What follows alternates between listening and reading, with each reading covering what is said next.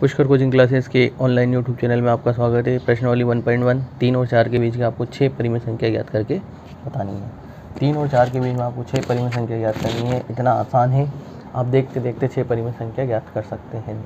कुछ भी नहीं करना है, बहुत आसान क्वेश्चन है। क्वेश्चन को आप ध्यान से समझना है और क्वेश्चन आपको एग्जाम में 3 नंबर में या 4 नंबर में आसानी से पूछा जाता है।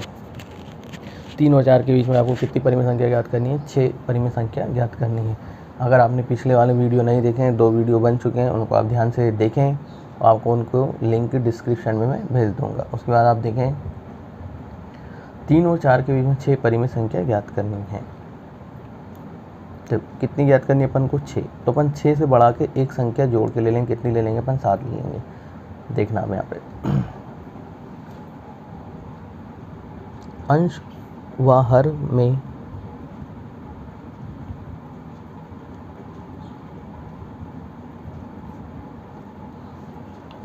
हर में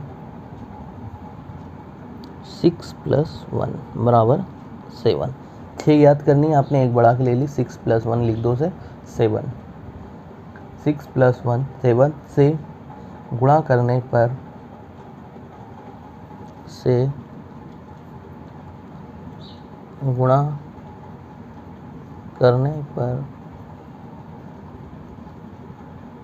3 और 4 को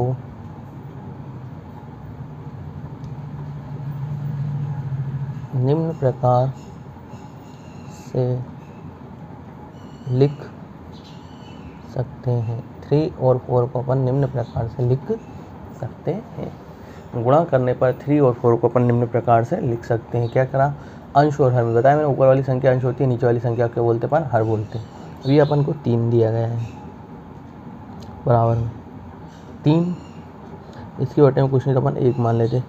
ऊपर भी 7 से गुणा करना है और नीचे भी अपन को 7 से गुणा करना है। तो ऊपर तो जाएगा 7 से 21 और नीचे जाएगा 7 एकम 7। ये अंश था, अपन ने ऊपर अंश और हर दोनों में 7 से गुणा कर दिया। 7 से 21 और 7 एकम 7 हो जाएगा। उसके बाद देखें अपन पास 4 था। 4/1 मान लो। इसमें भी ऊपर अपन 7 से गुणा करना है और नीचे भी करना है। ये जाएगा 7 × 28 बटे में 7 एकम 7। 7 × 28 हो गया बटे में 7 एकम 7 हो जाएगा। उसके बाद देखें आप, अपन क्या जानते हैं इसके बीच में अपन को कितनी परिमेय संख्या याद करनी? 6। तो अपन लिखेंगे इसे 21/7 और ये आपके हाथ में 28/7। इसके बीच में अपन को 6 परिमेय संख्या याद करनी है। 21 के बाद क्या आता है? 22/7। 22 के बाद आता है 23/7। 23 के बाद आता है क्या है? 24/7। 25/7। 26/7।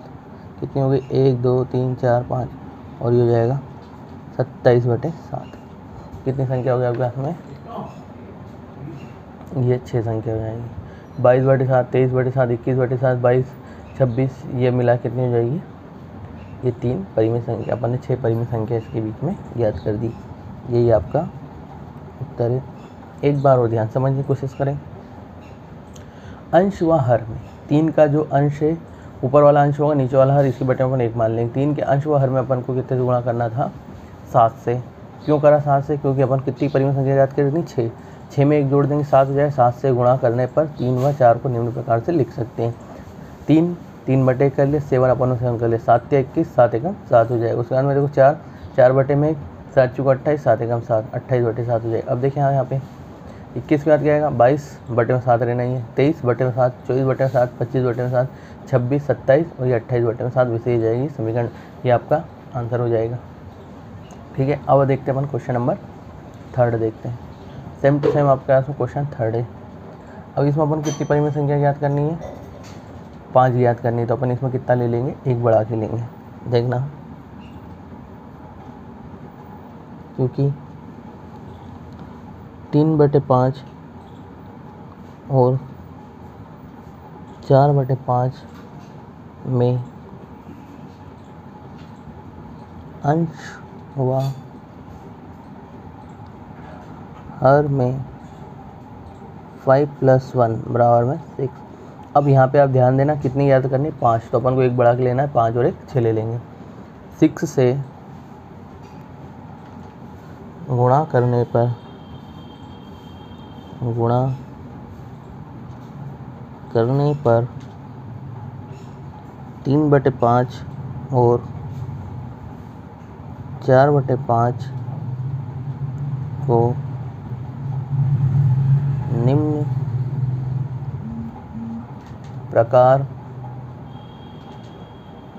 प्रकार से लिख सकते हैं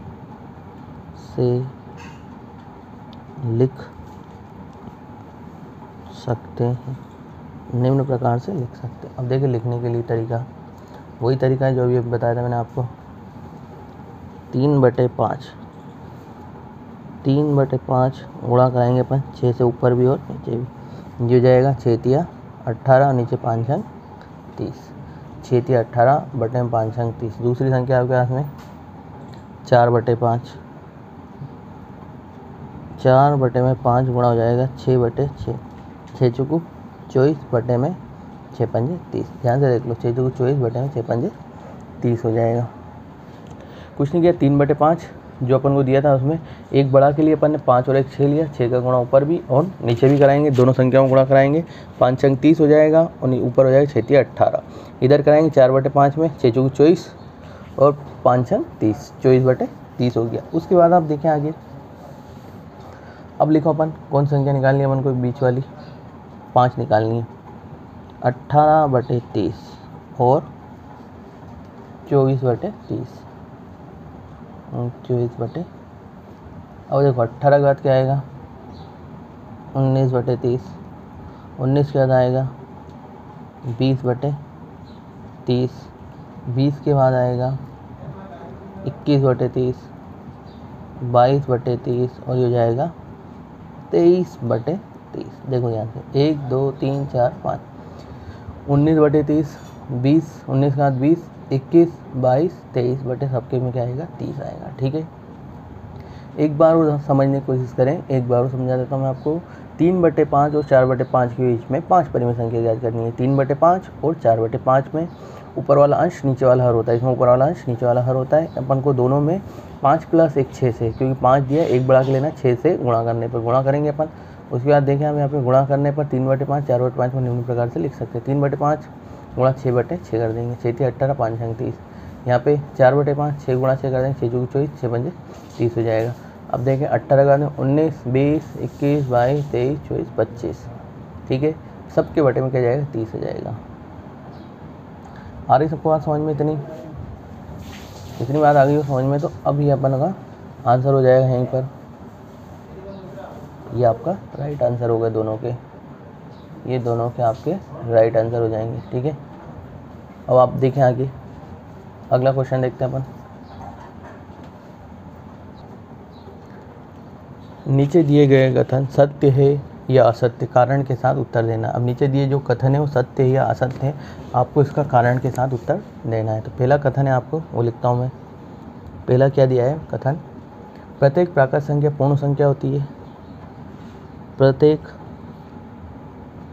प्राकृत संख्या पूर्ण संख्या होती है। प्रत्येक प्राकृत संख्या पूर्ण संख्या होती है, ये अपन को बताना है। अब देखें इसका आंसर क्या हो जाएगा, आपको ऑब्जेक्टिव मिलेगा तो आप लिख देना सत्य। क्या होता है ये, ऐसा होता ही है। प्रत्येक प्राकृत संख्या पूर्ण संख्या होती है। प्रत्येक प्राकृत संख्या पूर्ण संख्या होती है। प्रत्येक प्राकृत संख्या पूर्ण संख्या होती है, ये बात कैसी हो जाएगी, सत्य। ठीक है, प्रत्येक प्राकृत संख्या पूर्ण संख्या होती है, क्योंकि प्राकृत संख्या 1 से स्टार्ट होती है और पूर्ण संख्या कहाँ से स्टार्ट होती है, 0 से।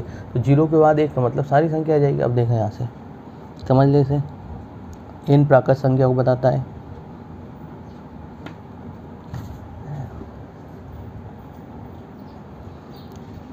वन 2 3 4 5 6 डैश डैश डैश, ये हो गया। उसके बाद में देखें पूर्ण संख्या को अपन W से दिखाएंगे। वो कहाँ से स्टार्ट होगी, 0 1 2 3 4 5 6। अब देख रहे हैं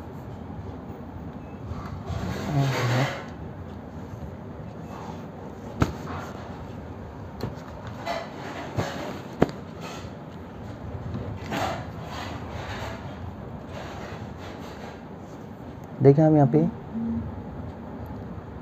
पूर्ण संख्या कहाँ से 1 2 3 4 5 और प्राकृत संख्या कहाँ से हो रही है 1 से हो रही है। तो 0 के बाद में अपने पास में यहाँ सारी संख्या मिल जाएगी, 0 के बाद में पूरी संख्या मिल जाएगी एज इट इज़। तो अपन ने क्या लिखा है प्राकृत संख्या। पूर्ण संख्या होती है ये सारी प्राकृत संख्या, क्योंकि इसके अंदर पूर्ण संख्या आ गई है तो क्या हो जाएगा, इसका मतलब ये सत्य पूर्ण संख्या होती है।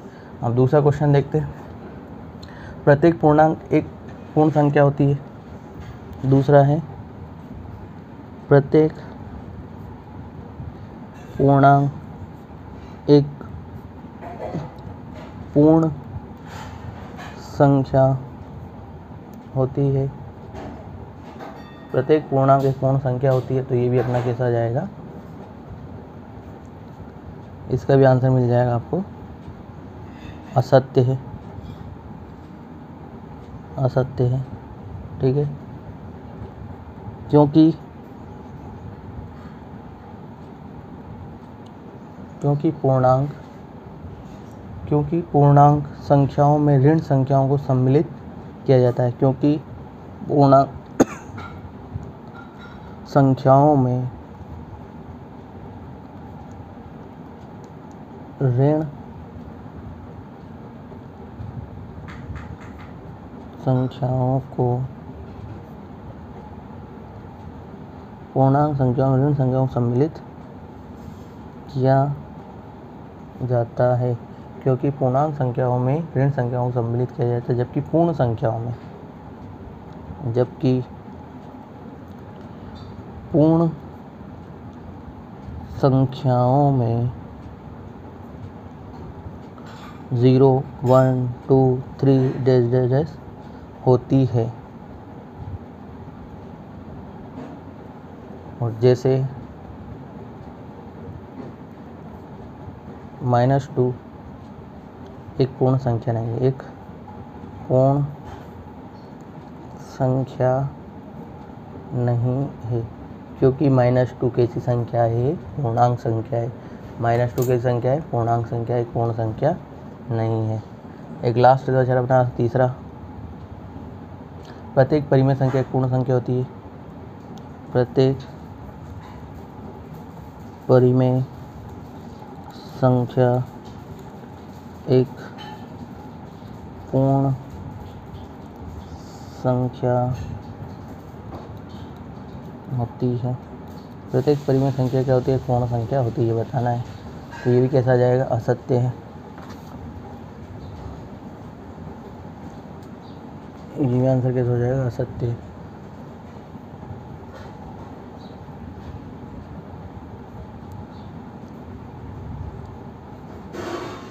असत्य उदाहरण के लिए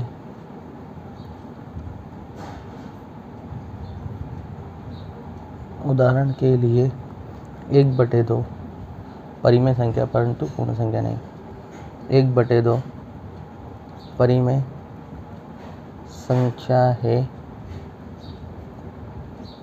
परंतु पूर्ण संख्या नहीं। परंतु पूर्ण संख्या, उदाहरण के लिए 1/2 परिमेय संख्या है परंतु पूर्ण संख्या नहीं। अगर आपको वीडियो अच्छा लगा तो लाइक करेंगे सबसे पहले। उसके बाद जिन बच्चों ने 9th वाले बच्चों ने सब्सक्राइब नहीं किया है, सब्सक्राइब करेंगे चैनल को, और फिर अपने दोस्तों के साथ उसे शेयर करेंगे, अपने दोस्तों के साथ भेजेंगे। जय श्री कृष्णा। ठीक है, धन्यवाद।